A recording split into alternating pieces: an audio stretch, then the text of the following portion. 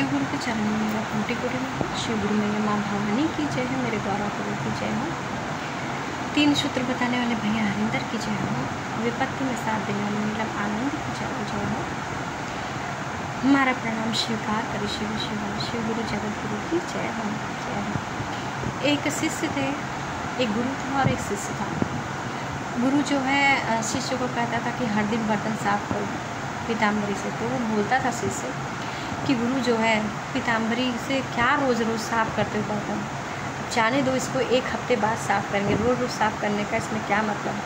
गुरु भी बोला ठीक है, अगर तुम्हारी यही इच्छा है तो ऐसा ही सही है, तुम 1 हफ्ते में बाद ही साफ़ करना। बोले ठीक है।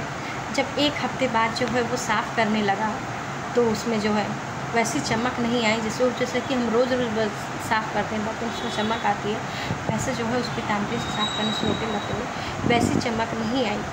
तो गुरु बोला देखो, इसीलिए मैं तुम्हें कहता था कि रोज़ रोज़ बर्तन साफ़ करने से, घिसने से, पीतल के बर्तन रोज़ घिसने से उसमें चमक बनी रहती है, और रोज़ उसकी सफाई नहीं करोगे तो उसमें कालापन हो जाता है, वो कभी छूटता नहीं है। तो बोला कि हाँ गुरु आप सही कह रहे थे, मुझे ये बर्तन रोज़ रोज़ साफ़ करना चाहिए था।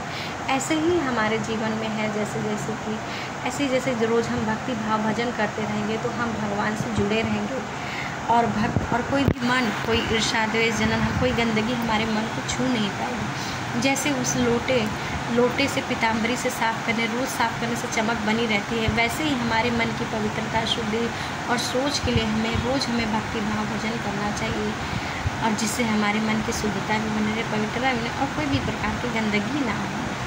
और शिव गुरु जगत गुरु की महिमा तो अपरंपार है, आप सभी जानते हैं। गुरु तो बहुत ही दयालु हैं, कृपालु हैं, जिनकी महिमा का कोई गुणगान नहीं किया जा सकता, बखाने जैसा।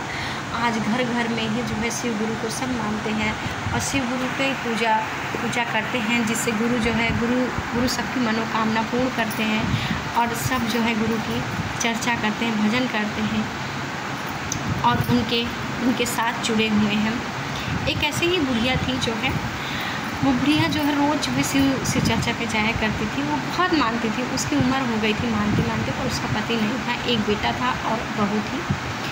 बुढ़िया की जो है साड़ी बहुत फट गई थी, वो जब चर्चा में जाती थी तो उसको एक बार एक गुरु बहना ने बोला कि अम्मा आपकी साड़ी जो है फट गई है, एक काम करो आप दूसरी साड़ी ले लो। तो बोली जो है कि अरे ठीक है बेटा, मैं घर पे बोलती हूँ। अपनी बहू से आके बोली कि बहू मेरी साड़ी फट गई है, एक काम करो मुझे नई साड़ी दिला दो। तो बोली ठीक है अम्मा, अभी पगार नहीं आया, इनका पैसा नहीं आया, जब पैसा आएगा मेरे पति का तो मैं आपके लिए एक साड़ी ले लूँगी। वो ऐसा बोली ठीक है। और फिर जिस लोटे में अम्मा पानी ले जाती थी वहाँ पे चर्चा में सभी गुरु बहना की साड़ी गीली हो जाती थी, क्योंकि वो लोटा जो था एकदम घिस चुका था, रस से पानी जो है टपकता था। तो उससे जब पानी टपकता था सभी गुरु बहनों की साड़ी के लिए, तो वो सभी गुरु बहना बोली एक काम करो आप एक लोटा, अम्मा साड़ी के साथ साथ बोल देना एक लोटा भी तुम्हारे लिए खरीद दो। बोली ठीक है।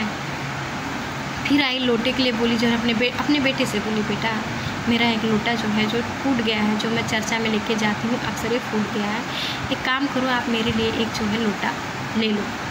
तो वो बोला कि ठीक है पगार आने दो, पैसा आने दो अम्मा, मैं ले लूँगा, अभी तो क्या जल्दी भी यही लोटा से काम चलाओ, मैं ले लूँगा आपके लिए। अम्मा बोली ठीक है। फिर एक दिन अम्मा के मन में हुआ ऐसे कुछ मीठा लड्डू खाने का मन हुआ।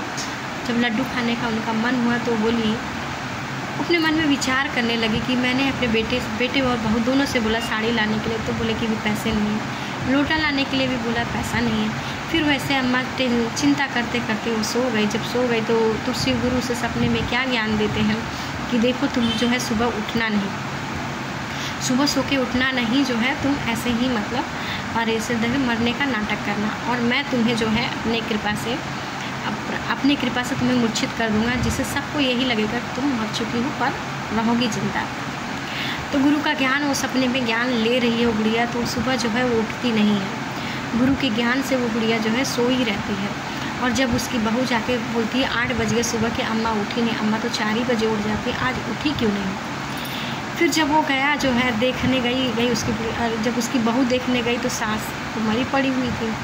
वो तो उसे गुरु की लीला थी, गुरु ने अपने प्रभाव से उसे जो है मूर्छित कर रखा था, बुढ़िया तो मरी थी नहीं। तो अपने जाके बेटे को, अपने पति को बोली कि देखो देखो तुम्हारी माँ मर गई है। उसका पति बोला अभी तो अम्मा सब ठीक ठाक थी, रात को खा पी के सोई अच्छे से, अभी अचानक से क्या हो गया। फिर चलो जो हो गया सो हो गया। वो क्या काम करता है, चिट्ठी जो है सजाता है, नई साड़ी लाता है माँ के लिए नया लोटा लाता है, लड्डू लाता है और सब जो है चिट्ठी पे सजा देता है। और 4 कंधे पे लेके जब उसको लोग चलने लगते हैं, सामने वाला बोलता है राम नाम सत्य है, तो गुड़िया बोलती है, तब गुरु ने अपने कृपा से उसके मूर्छन तोड़ देती है, वो अपने होश में आ जाती है। तो बोलती साड़ी बड़ा मस्त है। जो 4 लोग कंधे पे लेके जाते हैं उन लोग को यही भ्रम रहता है कि हम लोग बोल रहे राम नाम सत्य है, तो कौन बोल रहा है कि ये मस्त है। फिर वो लोग सोचे हो सकता है हम लोग का भ्रम हो। फिर आगे वो चले, फिर बोले राम नाम सत्य है, तो बुढ़िया बोली लोटा बड़ा मस्त है। तो फिर वो लोग सोच में डूब जाते हैं कि हम लोग तो कुछ और बोल रहे हैं और ये सामने से पीछे से आवाज़ कहाँ से आ रही है। फिर एक बार वो लोग बोले चलो कि एक बार और देखते हैं, बोले राम नाम सत्य है। तो वो बुढ़िया बोली लड्डू बड़ा मस्त है। इतने में वो लोगों ने चिट्ठी उतार के और जो है वहाँ से भूत चिल्ला के भाग गए। सब लोग अपने घर को चले गए और उनके बेटे से जाके बोले कि जो है आप तो बोल रहे थे कि आपकी माँ मर गई है, देखो आपकी माँ का कोई भूत आया है, ऐसे ऐसे बोल रहा है। तो जब वहाँ पे जब बेटे बहू जब गए वहाँ पे सब भाग के, गाँव वाले सब भाग के गए, तो बुढ़िया जो है लड्डू खा के और जो है लोटे से पानी पी रही थी, चिट्ठी पे बैठी थी पानी पीने। तो उसके बेटे बहू आए, बोले माँ जी आप तो मर गई थी ना, तो फिर अचानक से ऐसा चमत्कार कैसे हुआ कि आप बैठ गई। तो बोली मेरे गुरु की महिमा है, लीला है, उनकी कृपा है कि मैंने तुम लोगों से बोला कि जो है मीठा लाने के लिए, लोटा लाने के लिए बोला नहीं लाए, साड़ी लाने के लिए बोला नहीं लाए, मेरे लड्डू खाने का मन था, मैं बोली वो भी बोलूँगी तो तुम लोग नहीं लाओगे। फिर गुरु ने मुझे ज्ञान दिया।